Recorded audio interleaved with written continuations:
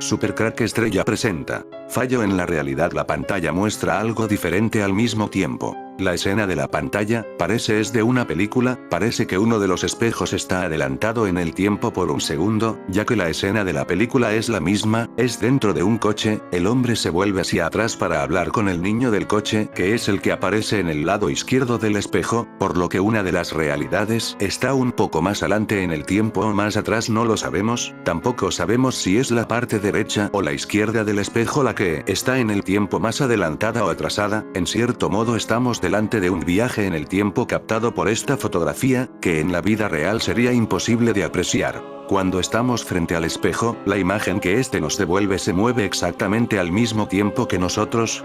Si la velocidad de la luz fuera infinita, sí, pero sabemos que no es así, que su velocidad es limitada y concreta. Poco menos de 300.000 kilómetros por segundo.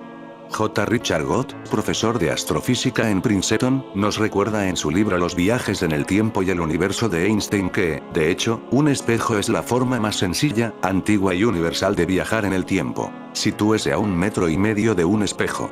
Viajando a 0,3 metros por nanosegundo, la luz tarda 5 nanosegundos en ir desde su cuerpo al espejo, y otros 5 en regresar. Así que la imagen que usted ve en el espejo es 10 nanosegundos más joven que usted mismo y, si usted se mueve, esa es la diferencia de tiempo entre su propio movimiento y el que le devuelve el espejo. Quizá nuestros ojos, o nuestro cerebro, no son capaces de percibirla, pero es absolutamente real. Incluso sin tener un espejo delante, todo lo que vemos, en todo momento, es el resultado de un viaje con retardo, un insospechado pero medible desplazamiento temporal. Desde la retina al cerebro, las imágenes tardan 50 milisegundos. Durante años, algunas personas ligadas a la ciencia y la investigación de este tema, han hecho varios planteamientos interesantes. Aunque hasta ahora, solo hemos podido ver en las películas de ficción el cumplimiento de esta teoría. Sin embargo, eso no significa que sea imposible de lograr. Por lo menos, eso es lo que se desprende de un importante proyecto que realizó un prestigioso científico ruso llamado Nikolai Kozyrev. Las declaraciones que hizo acerca de su experimento, impactaron tanto a la Unión Soviética como al resto de la comunidad científica internacional. ¿Es posible viajar en el tiempo por medio de un espejo? La opinión pública internacional y científica recibieron de forma ambigua la teoría de Nikolai Kozyrev, que planteaba la posibilidad de viajar en el tiempo. Algunos eruditos lo criticaron fuertemente, en cambio un gran número de investigadores y expertos le manifestaron admiración por su trabajo. Es importante destacar que el respetado científico ruso, además de expresar y compartir sus teorías, también llevó a cabo un experimento para probarlo. Por eso, su hipótesis de viajar en el tiempo por medio de un espejo, no tuvo una muy buena receptividad. Sobre todo por parte de los entendidos en la materia. Lamentablemente algunos colegas de Kozyrev dieron comienzo a una campaña de difamación para desacreditarlo, aun cuando las probabilidades de tener éxito con el experimento, eran bastante altas. Afortunadamente, algún tiempo después de morir, varios científicos que conocieron su trabajo, recogieron su legado y dieron cierta validez a su teoría de viajar en el tiempo usando un espejo. Los detalles de la investigación, así como sus primeros experimentos sentaron las bases de este increíble acontecimiento. El principio de una interesante teoría. Durante varios años Nikolai Kozyrev estuvo trabajando en el observatorio de Crimea en la antigua Unión Soviética. En una oportunidad mientras escudriñaba el universo a través de un telescopio de espejo curvo, se detuvo a meditar en el principio de su teoría, basada en viajar en el tiempo. De acuerdo con la opinión del científico, un espejo no emite el reflejo tal como nosotros lo apreciamos, más bien, lo que hace es doblar la luz que recibe. Para comprobar su hipótesis, Kozyrev realizó algunas pruebas apuntando un rayo láser hacia la superficie de un espejo, cuyo material podía ser de cobre o bronce. Ocurrió tal como lo había planteado, la dirección de la luz se desvió hacia otro lado cuando chocaba con el espejo. Fue entonces cuando Nikolai Kozyrev decidió fabricar un espejo único, el cual era capaz de doblar cualquier clase de luz que se emitiera sobre él.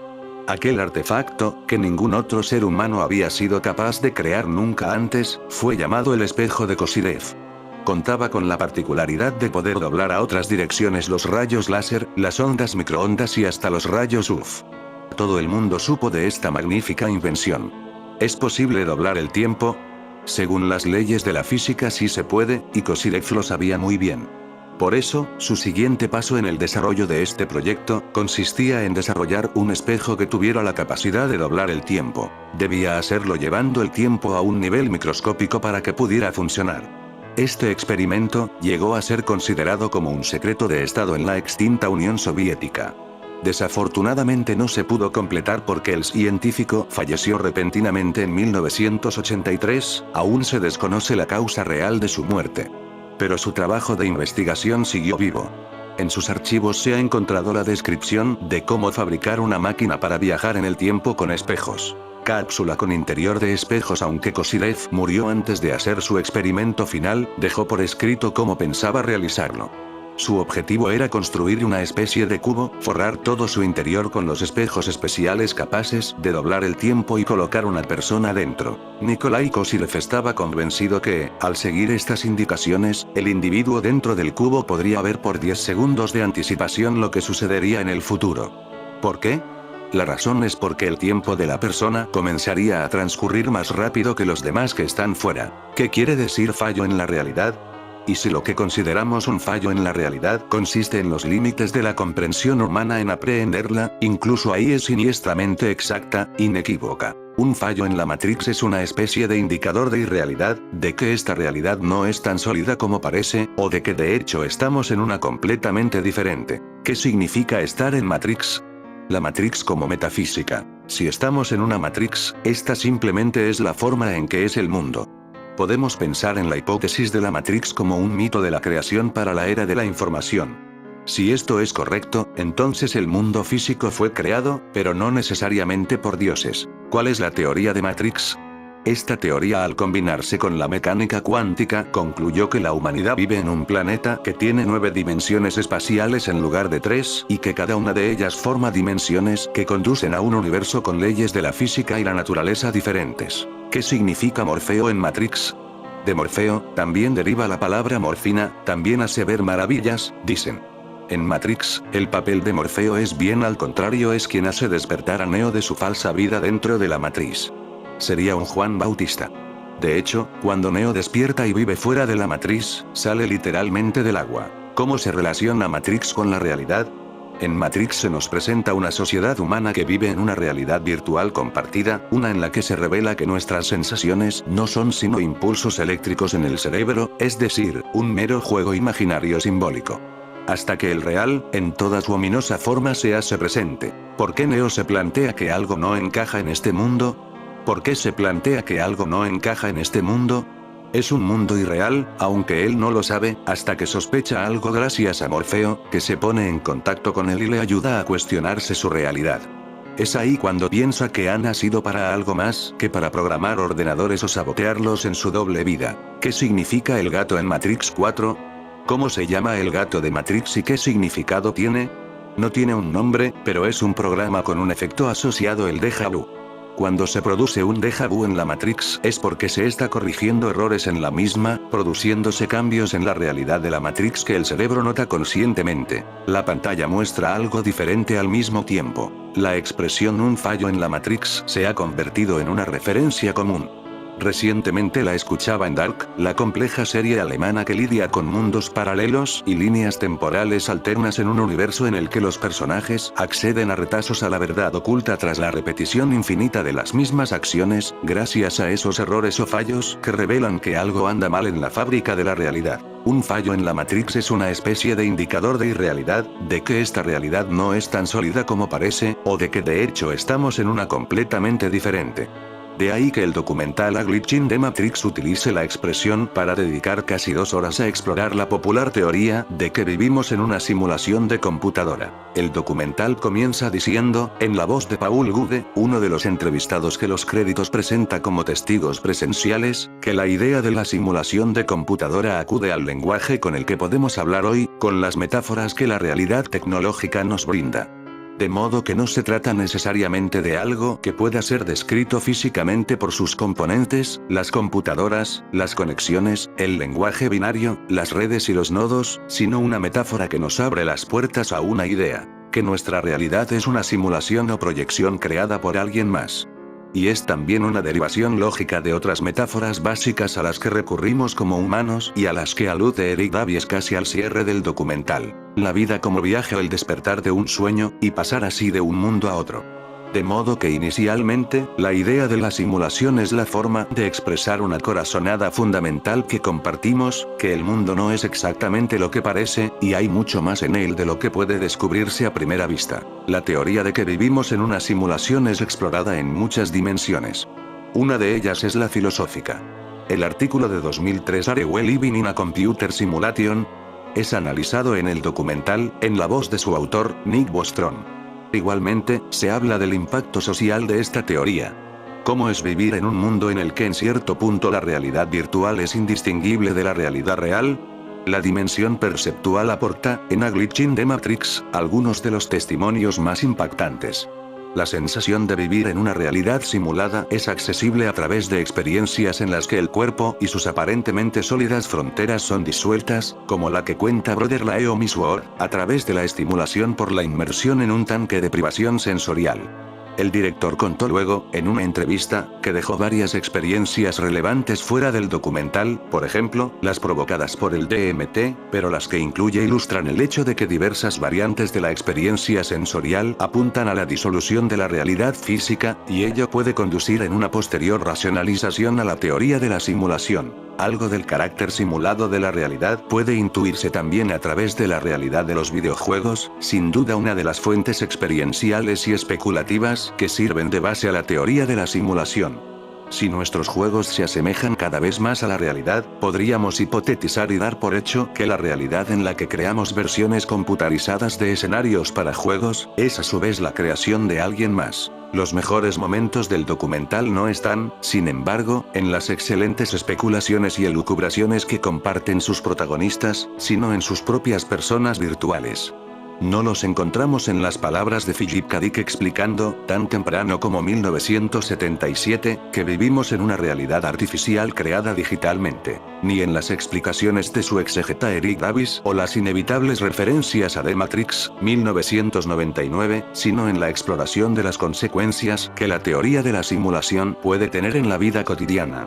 El caso, por ejemplo, de Joshua Kooke, quien asesinó a sus padres convencido de que se encontraba en la Matrix y eventualmente se haría evidente que esa realidad en la que asesinaba se debía a la aparición de la verdadera realidad, es revelador en una forma directa. Escuchamos su historia contada en primera persona, y no hay escape de la sensación de gravedad que transmite la constatación de que, lo que para muchos puede ser una elaborada metáfora sobre la esclavitud y la libertad, para otros es real al punto de cometer un asesinato.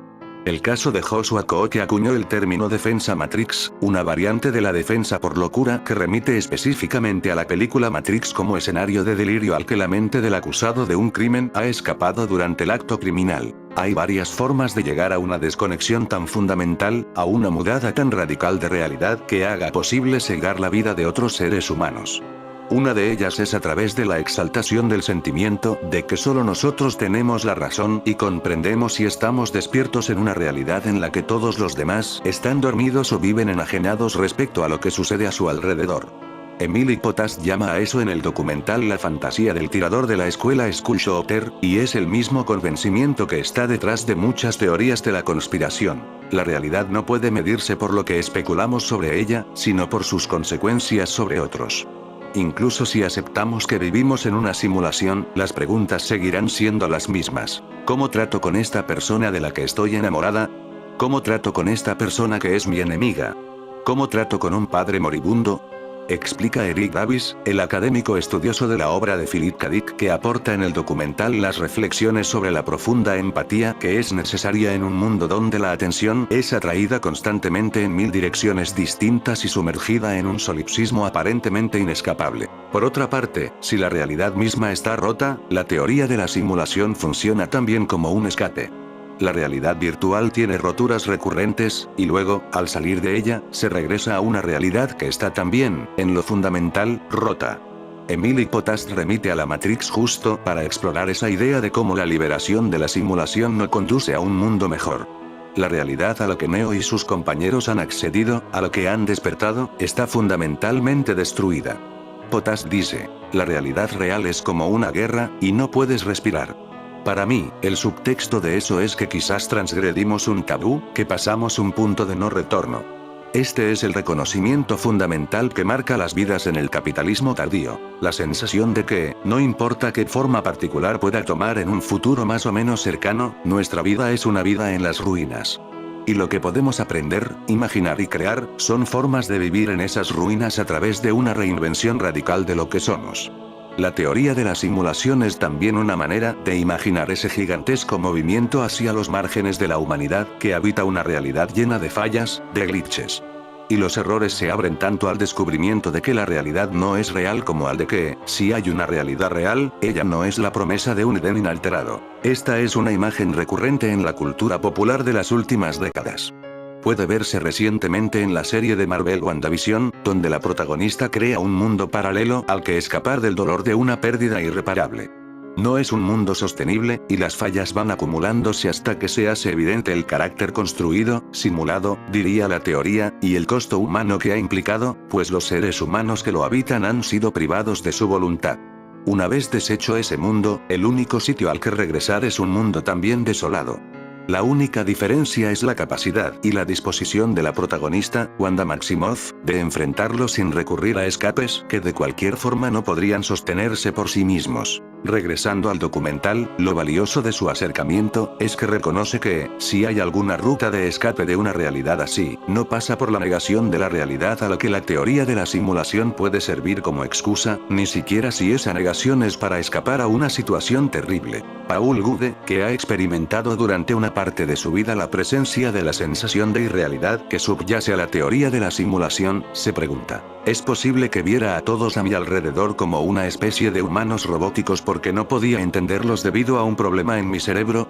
Y este es el punto. No quiero quedar encerrado en la idea de que todo esto es falso si de hecho la razón por la que pensé que era falso es porque era una manera más fácil para mí de tratar con la complejidad de la existencia humana. Aquí el documental alcanza su proposición más abarcadora y también más concreta. El mundo, la realidad, los mundos superpuestos sobre mundos que hacen imposible distinguir incluso si hay uno que sea la fuente de otros, pueden ser simulaciones imperfectas que revelan fallas fundamentales, o pueden ser tomadas como invitaciones a descubrimientos imprevistos, a continuar el viaje maravilloso que es la vida misma.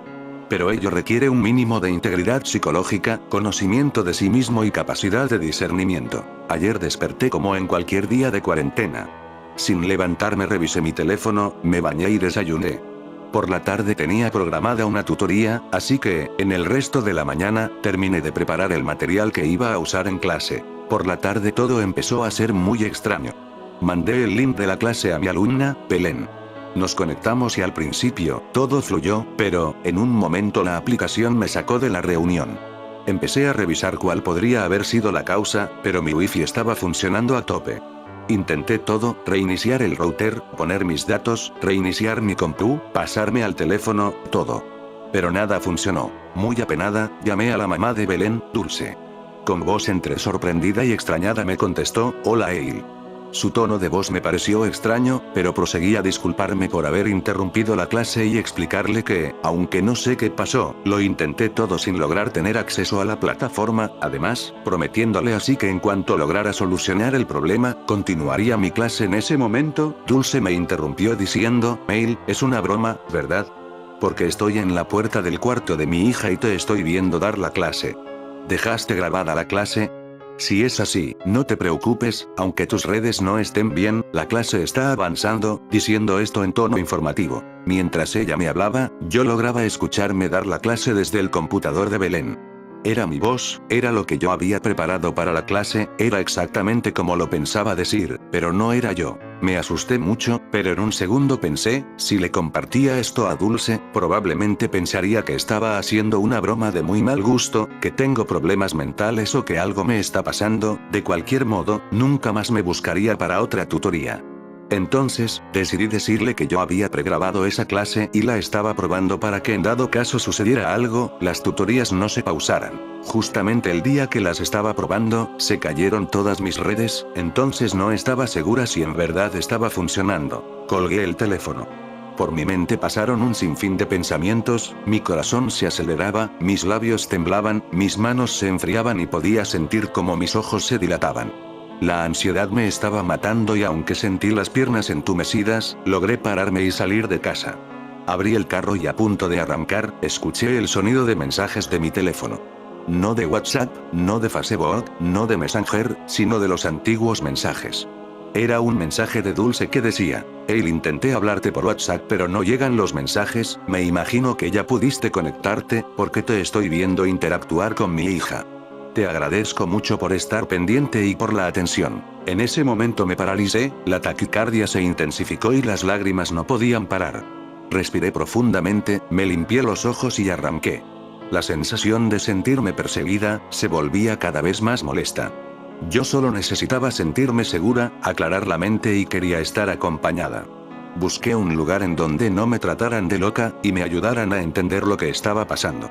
Entonces, giré el volante en medio de las calles vacías y me dirigí cual niña a casa de mis papás. Llegué a casa de mis papás, pero estaba vacía, entonces decidí esperar a que regresaran. Traté de pensar que habían ido al súper, porque no había otra razón por la cual no estuvieran.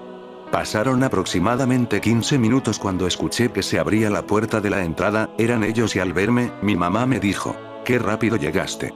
Pensamos que te ibas a tardar más". Sin pensarlo le pregunté cómo sabía que iba a llegar, y ella contestó que yo le había escrito que iba a estar en la casa. No aguanté más y rompí en llanto. Mi mamá, muy preocupada, me abrazó y me preguntó por qué lloraba. Le conté lo que había estado pasando durante la tarde y que yo nunca le había mandado ese mensaje. Me contestó que seguramente estaba pasando por un momento de mucha presión y sumando la cuarentena todo se acumuló. Noté en ella la expresión de preocupación porque seguramente yo estaba enloqueciendo. Entonces supe que la casa tampoco era un lugar seguro. En serio quería creerle, pero yo sabía que no. También sabía que seguir insistiendo o tratar de convencerla no iba a servir de nada. Intenté distraerme, hasta que me tranquilicé. Para evitar el toque de queda, regresé a mi casa. Me tomé un té que había mandado mi mamá y me quedé profundamente dormida, no desperté sino hasta el día de hoy. Hoy no es un día normal, me desperté preguntándome si todo había sido un sueño, revisé mi teléfono, y en efecto, el mensaje de Dulce estaba allí, el vaso de té de mi mamá estaba en la mesita de noche, todo había sido real. Me levanté, caminé por mi casa, sin reconocerme. Entré al baño y me vi en el espejo, noté entonces, que no estaba sincronizada con mi reflejo, teníamos un pequeño delay. Pero ya no tengo miedo, solo quiero preguntarle quién es ella. ¿Soy yo? Pero no logro que me conteste, solo me imita con unos microsegundos de retraso. Ya no tengo miedo, tampoco me siento yo, no he querido hablar con nadie, por eso escribí lo que me pasó y ahora que lo leo, no estoy segura de ser yo quien está aquí, o si estoy aquí, pero en diferentes condiciones, buscando una falla en mi computador o en el wifi y tal vez ahora sea yo la que está reemplazando a la del espejo. Teoría de Nikolai Kozyrev que planteaba la posibilidad de viajar en el tiempo. El huevo de Nostradamus. Un gran avance hacia el futuro. El famoso astrónomo Nikolai Kozyrev fue uno de los primeros en publicar su trabajo con los llamados espejos del tiempo. Y hasta ahora nadie ha explicado el principio de su acción, sin embargo, no solo este desarrollo dejó a Kozyrev enigmas para la ciencia. Lo que se discutirá en este artículo, desde nuestro punto de vista, se refiere al campo de las máquinas mágicas. Diseño de espejo Kozyrev. El espejo se hace de forma bastante sencilla y, si se desea, el espejo de Kozyrev se puede hacer a mano. Puedes ver un vídeo de nuestro primer espejo más abajo en la página. De hecho, se trata de una gran superficie reflectante fabricada en aluminio u otro material menos adecuado. En nuestro primer modelo de espejo utilizamos hierro galvanizado. Pero te diré enseguida que el aluminio es mejor, aunque sea más caro. No nos gustaron las opciones con papel de aluminio. Internet está lleno de vídeos de este tipo sobre los espejos de Kozyrev. Para crear un espejo no necesitas ningún dibujo ni diagrama, todos los dibujos son reemplazados por esta foto, en la que todo es visible y comprensible. El modelo es más simple y económico que este, es poco probable que se le ocurra. Una vez que vea esta simplicidad, no querrá comprar espejos Kozyrev. La fotografía muestra que se forma una superficie de espejo cóncava, que refleja las ondas provenientes de una persona ubicada dentro de la estructura. Espejo Kozyrev. Consideramos que el espejo de Kozyrev es una simple máquina mágica. Su significado es la limitación del espacio y las fuerzas que actúan sobre una persona. El círculo mágico que dibujas antes de realizar el ritual tiene el mismo significado. Dentro de este círculo, dentro de esta máquina, se crea su propio espacio, que es mucho más fácil de cambiar mediante el poder del propio pensamiento o un determinado ritual sin influencia externa. Y solo después de que tu creación mental sea creada allí, lo dejaste salir. Es muy similar a cómo se forma un bebé dentro del caparazón. Por lo tanto, desde mi punto de vista, la forma perfecta de dicho espejo es la de un huevo. La confirmación de esta versión es un hecho histórico que describe una máquina tan mágica. Y fue utilizado nada menos que por Nostradamus. El huevo de Nostradamus. Los dibujos de huevos de Nostradamus no son de dominio público. Sin embargo, existen grabados y descripciones de testigos presenciales, con la ayuda de los cuales se puede comprender el principio de funcionamiento de esta máquina mágica. Es básicamente una silla. Nostradamus pasó mucho tiempo allí y se entregó a sus meditaciones. De las descripciones de testigos presenciales se desprende que se trataba de un trono alto de bronce. La silla estaba cubierta con una suave cáscara de bronce en forma de huevo. Su altura era de unos 2 metros. La base se fijó al suelo y encima se colocó la tapa de la puerta. Hay información de que Nostradamus no inventó el huevo, sino que recibió su dibujo de los masones, era miembro de su sociedad. Los científicos también afirman que incluso los templarios conocían tal dispositivo. El huevo de Nostradamus fue elaborado según sus dibujos personales, es posible que los detalles hayan sido modificados por él, en el taller privado del armero. La máquina constaba de una concha y una silla con reposabrazos, estaban fabricadas en bronce, que el autor consideraba, según tratados de alquimia, un material ideal que contiene cualidades tanto masculinas como femeninas, cobre y estaño. También hay referencias a un objeto misterioso llamado cabeza parlante. ¿Qué objeto era? Solo podemos adivinarlo, alguien dice que era un generador de energía o un amplificador, alguien piensa que era un dispositivo de grabación de sonido, el fonógrafo se inventará 4 siglos después del nacimiento de Nostradamus.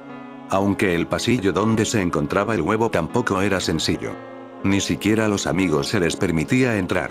Y tampoco hay que descartar su efecto sobre el huevo. Es posible que el huevo fuera solo una parte de la máquina mágica que constituía toda la casa del famoso vidente y alquimista. Es muy probable que la propia casa fuera uno de los caparazones que protegían al propietario del mundo exterior. Actualmente también se están investigando estructuras similares que se denominan cámaras hipomagnéticas. Cámaras hipomagnéticas. Inicialmente, estas cámaras se crearon para estudiar el efecto del aislamiento de los campos electromagnéticos en los organismos vivos. Los astronautas en el espacio también se encuentran en un entorno similar. Los científicos querían crear condiciones similares en la Tierra para poder realizar sus experimentos en este entorno. Y en esta dirección lograron cierto éxito. El campo electromagnético en las cámaras se debilitó más de 50.000 veces. Los experimentos con personas han demostrado que en una cámara de este tipo se activa el hemisferio izquierdo de una persona, los procesos inhibidores desaparecen, el sistema nervioso se calma, los procesos fisiológicos se normalizan y la psique se equilibra. Muchas personas han informado de una mejora de la memoria, estimulación de la inteligencia y la creatividad, e incluso la aparición de habilidades psíquicas. Con la ayuda de estas cámaras, incluso comenzaron a tratar a niños con retraso en el desarrollo, que padecen epilepsia infantil y otras enfermedades. Pero los experimentos con colonias de células han demostrado que la degradación y la muerte ocurren después de la 10ª generación. Resulta que la vida de los núcleos proteicos necesita absolutamente del entorno electromagnético de la Tierra y el espacio. Y que no puede existir sin ellos. Hasta la fecha se han realizado muchas pruebas en dichas cámaras, la mayoría de las cuales son clasificadas y no están sujetas a publicidad. Espejos de piedra. Ernst Rifgatovi, hay muchas pirámides en el mundo. Por ejemplo, en el territorio de Egipto hay 34 pirámides, en América Latina 16. Y en el Tíbet se descubrieron más de 100 en un área relativamente pequeña. ¿En qué se diferencian las pirámides tibetanas de las demás? Logré visitar repetidamente los complejos piramidales de Egipto y México. En primer lugar, las pirámides tibetanas son incomparablemente más grandes, son simplemente enormes. Y, en nuestra opinión, fueron construidas en épocas mucho más tempranas. Pero la principal diferencia es que la mayoría de las pirámides tibetanas están asociadas con estructuras de piedra cóncavas, semicirculares y planas de varios tamaños, a las que en sentido figurado llamamos espejos. No existe nada parecido en ninguna parte. Recientemente, la prensa comenzó a aparecer información sobre los llamados espejos de Kozyrev. El científico ruso Nikolai Kozyrev inventó espejos semicirculares y otros espejos metálicos en los que, según los resultados de su investigación, cambia el paso del tiempo. ¿Existe alguna analogía entre los espejos de piedra tibetanos y los espejos? En nuestra opinión, existe una analogía. Según Kozyrev, el tiempo es energía que puede concentrarse, el tiempo se comprime, o distribuir, el tiempo se alarga. En los espejos de Kozyrev se logró el efecto de compresión del tiempo. Por tanto, se podría pensar que los espejos de piedra del Tíbet pueden comprimir el tiempo. ¿No está relacionado con la extraña muerte de 4 escaladores que parecen haber envejecido en un año, tal vez caídos bajo la influencia de espejos? ¿No es por eso que los lamas nos instaron a no desviarnos del camino sagrado? A esto hay que añadir que, según muchos científicos, las pirámides son capaces de concentrar tipos sutiles de energía y su combinación con los espejos del tiempo puede tener un fuerte efecto en el continuo tiempo-espacio. El miembro de la expedición Sergei Seliverstov incluso llamó al complejo Kailash una máquina del tiempo. ¿Y cuáles son las dimensiones de los espejos de piedra tibetanos? Suelen ser enormes. Tomemos, por ejemplo, el edificio espejo que los lamas llaman la Casa de la Piedra de la Suerte. La altura de su espejo cóncavo, foto 1, es, según estimaciones preliminares, de 800 metros, casi 3 veces más que un rascacielos de 100 pisos. Junto a este espejo desde el norte se encuentra un espejo semicircular de unos 350 metros de altura, casi una copia de los espejos de Kozyrev. El lado sur de la Casa de la Piedra Feliz se presenta como un enorme plano, que está conectado en ángulo recto con otro enorme espejo cóncavo de unos 700 metros de altura, foto 2. Es extraño que las personas que han estado dentro de los espejos de Kozyrev registren mareos, miedo, vean platillos voladores, se vean a sí mismos en la infancia, etc. y la altura de los espejos Kozyrev es de solo 2-3 metros. Es difícil imaginar lo que le sucederá a una persona si la colocan en el espacio de los espejos de piedra del Tíbet. En este sentido, no se puede considerar una completa fantasía que estos lugares estuvieran destinados a la transición a mundos paralelos, que hoy son discutidos seriamente por científicos tan destacados como el académico Bekosnachev, los profesores Atrofimov, Atimasev y otros. Pero los espejos más grandes son las laderas occidental y norte de la pirámide principal, el monte Kailash. Estas pendientes tienen una forma cóncava plana clara. La altura de estos espejos es de aproximadamente 1800 metros, 7 rascacielos en 100 pisos. También hay muchos espejos de piedra más pequeños y de diversas formas. O tal vez estos espejos de piedra no solo desempeñan el papel de máquina del tiempo, sino que también filtran los flujos de diversas energías y las dividen. Sin duda que sí. Muchas estructuras piramidales en el Tíbet tienen espejos de piedra planos adicionales que muy posiblemente cubren las energías recogidas por la pirámide y las conectan con los flujos de energía de otras pirámides y espejos. Al examinar tales estructuras de pirámide de espejos, da la impresión de que los espejos planos se hicieron por separado y como si estuvieran unidos a la pirámide. Pero aún no está claro cómo se levantaron estos enormes aviones de piedra. Algunos diseños de espejos tienen una forma completamente inusual.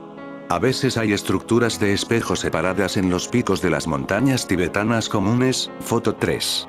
Al parecer las energías sutiles son tan variadas que se han utilizado diferentes estructuras de piedra para protegerlas y controlarlas. Desafortunadamente, la ciencia moderna apenas comienza a darse cuenta de la existencia de tales energías, no existen herramientas serias para su estudio, etc. Pero quienes construyeron el complejo piramidal de espejos de Kailash, ciudad de los dioses, conocían las leyes de las energías sutiles y del tiempo y aprendieron a controlarlas. Estas energías son aparentemente formotrópicas, es decir, dependen de la forma del edificio. De ahí la piedra de los diseños. El libro de los sueños de Nostradamus es una de las herramientas mágicas más populares que dejó este excelente adivino, pero no la única.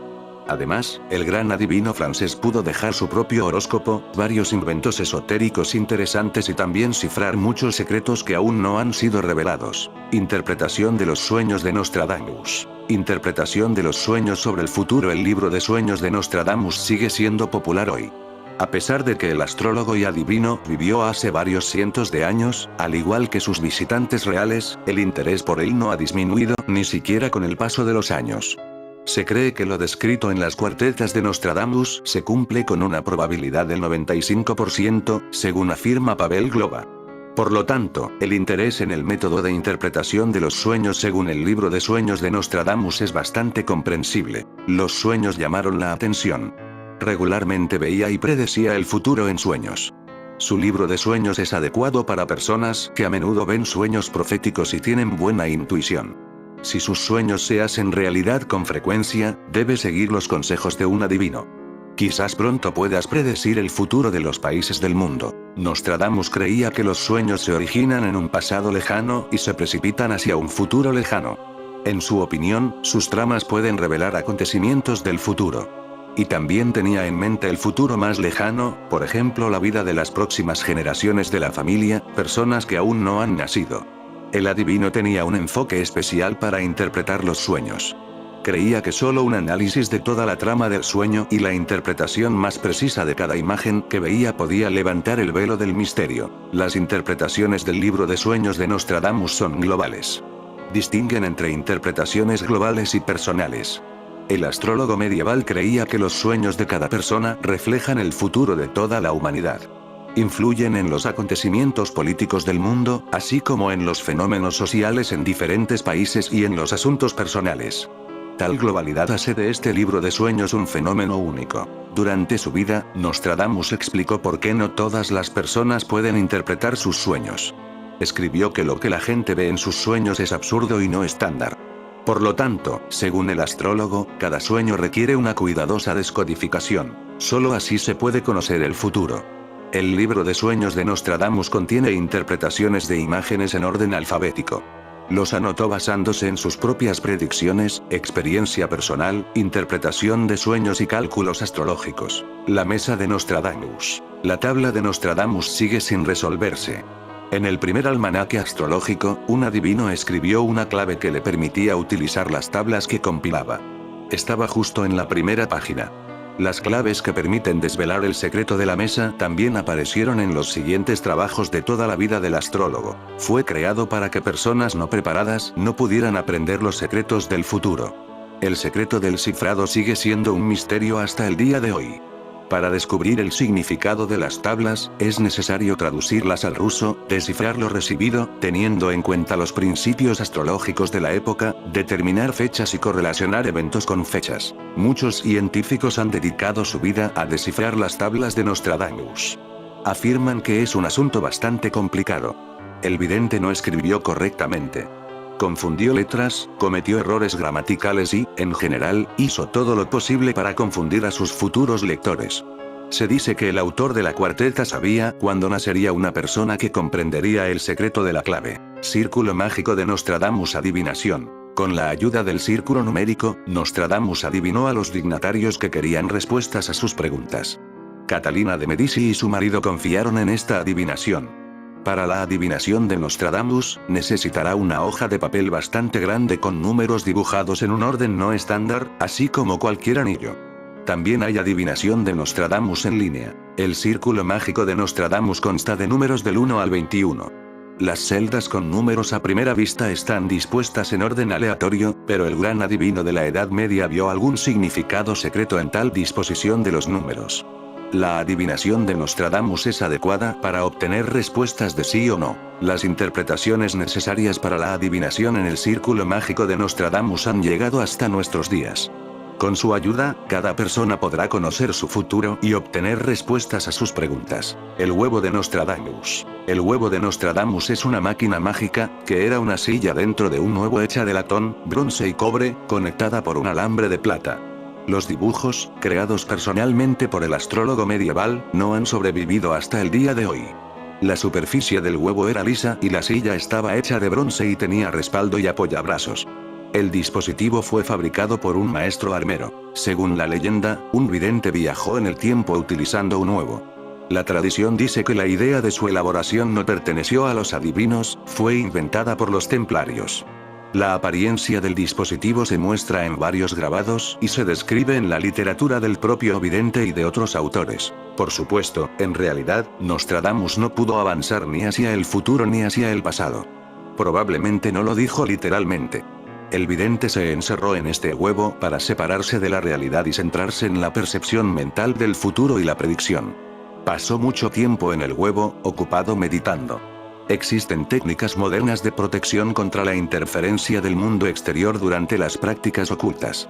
Se basan en que el practicante debe estar dentro de un determinado recipiente fabricado con metal reflectante. Existe una versión de que el huevo era solo parte de cierto mecanismo desarrollado por los grandes adivinos. Según las descripciones conservadas, estaba en una sala separada, a la que ni siquiera se permitía la entrada a los amigos y familiares del profeta. También existe la leyenda de que toda la casa del alquimista tenía propiedades sobrenaturales y parecía una especie de máquina de brujería. Horóscopo de Nostradamus. El horóscopo de Nostradamus consta de 12 signos del zodíaco que todo el mundo conoce. Es necesario prestar atención al hecho de que los horóscopos modernos tienen un enfoque algo diferente en la distribución de los signos del zodíaco por fecha de nacimiento. En el horóscopo del vidente, estos indicadores no coinciden con los modernos. Por ejemplo, consideraba Géminis a los nacidos del 20 de mayo al 18 de junio, mientras que ahora se acostumbra considerar el segmento correcto del 21 de mayo al 20 de junio. Esta diferencia suele ser insignificante y no supera los 4-5 días. El horóscopo de Nostradamus describe el carácter de las personas nacidas bajo diferentes signos del zodíaco y su futuro probable, así como la influencia del signo del zodíaco en todos los aspectos de sus vidas. Cuando el famoso astrólogo hizo predicciones, tuvo en cuenta no solo el signo zodiacal de la persona que se dirigió a él. Al mismo tiempo, pidió indicar la fecha y hora de nacimiento de su cónyuge, hijos y demás familiares de quienes pueda depender el destino de la persona. Y, sin embargo, para el fenómeno de la reflexión, el noumen o prototipo es el dualismo, que genera el uno en el principio. Coatribución, relación de uno con otro. El mundo entero de Numen Beginnings, y el mundo creado por ellos, es una consecuencia de este simple proceso de surgimiento del dualismo, la esencia de la reflexión. El blanco refleja el blanco y el negro refleja el negro. Pero lo invierte todo, izquierda, derecha, izquierda, cambia la esencia al contrario. Debe haber una razón para ello. En Numen, la duada y el resto del mundo que proviene de ella no tiene nada que ver con el uno, así como un reflejo en un espejo no tiene nada que ver con un objeto real. El mundo de la gran ilusión, el juego de Maya, se refleja en su esencia en la realidad trascendente, en las profundidades trascendentes del uno. Como unidad, comienza con los números, pero no tiene nada que ver con ellos. Balzac. Se deforma. El blanco refleja el blanco y el negro refleja el negro. Pero lo invierte todo, izquierda, derecha, izquierda, cambia la esencia al contrario. Entonces, ¿está cambiando al revés? Estoy de acuerdo en que esto es engañoso. Pero al contrario, demasiado. Dé un ejemplo que no sea derecha barra izquierda, arriba barra abajo. No cambia. Sí, y nada más cambia. Reorganiza lugares, según nuestro entendimiento. El cuerpo humano, como cualquier animal, inicialmente tiene simetría y, como resultado, dualismo izquierda barra derecha. No puedo estar de acuerdo en que el reflejo cambie la esencia a lo contrario. Más importante, en mi opinión, es que el reflejo, por ejemplo, el espejo plano que conocemos, no refleja el objeto por completo. Para obtener una imagen completa de uno mismo, es necesario girar, moverse. Y solo una parte siempre será visible. La reflexión es siempre una dimensión menos. El reflejo de un objeto 3D es siempre 2D. Nuestro mundo 3D es quizás un reflejo del 4D. Y también es interesante, ¿qué verá una persona dentro de la bola de espejos? Con una fuente de luz, por supuesto, parece que alguien lo miró. En fin, amigos de Supercrack Estrella, si el video te gustó, pulgar arriba.